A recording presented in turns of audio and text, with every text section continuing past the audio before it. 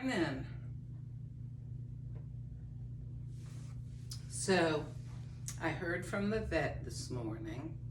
Grayson spent the night at the veterinary hospital, and basically he said that he's going to put him on Hill's prescription. I think it's called ID.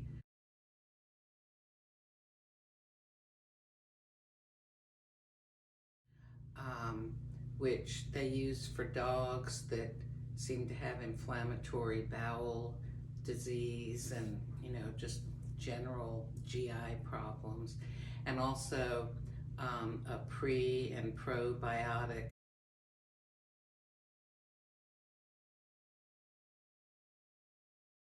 So the vet is also working with my insurance, to make sure that what he does is going to be stuff that's covered, so that I don't end up with some huge bill. I've got Healthy Paws insurance on Grayson. And by the way, if you've got a large or expensive dog, or possibly both, you may want to think about getting pet insurance for your animal, because if something unexpected happens, whether it's an accident or an illness, it can be really helpful in defraying some of the costs. Also, if your dog ends up developing some sort of a condition, perhaps as he or she ages, it would be covered. Of course, pre-existing conditions are not covered, but when the dog is young, start getting the insurance, because you may pay several $100s a year on your dog's medical insurance, but bills can quickly add up should there be some unexpected event to quite a bit more than that.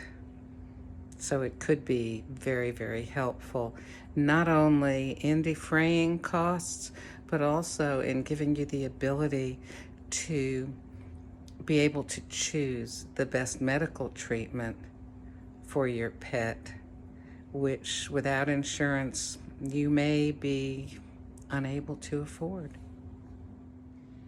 Basically, he said that if he does well on this diet, then that's great. No further action will be taken.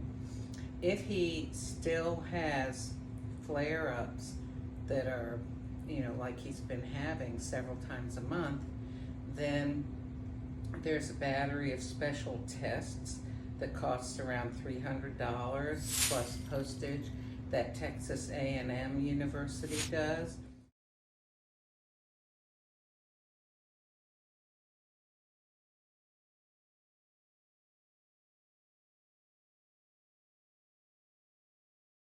And he said that their stuff is like the gold standard for pet gastrointestinal disorders, at least for dogs, I think. And we can do that next. And then if that doesn't yield anything, then the next thing would be to have an endoscopy by a dog specialist. But he certainly hopes that things will be resolved in some way before we would get to that point. So right now we're going to try this new food and all, and they've given Grayson a bath, which was nice. And he's just, I'm just waiting, leaving him there, to make sure that his bowel issues are resolved, rather than finding out in my apartment, or it's a very rainy day, having to walk him out in the rain. Anyhow, too much information.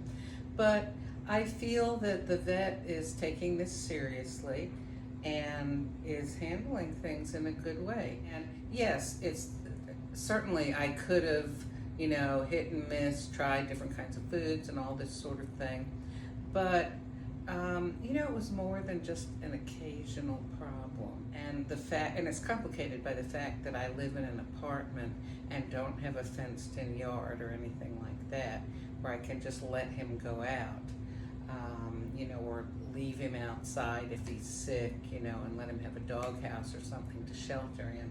So we each have different situations. I really appreciate everybody's help on this page too, because sometimes somebody will share an idea they have or their own experience, and it may fit my situation or your situation, or it may spark another idea. Oh, maybe we should try this or look into that.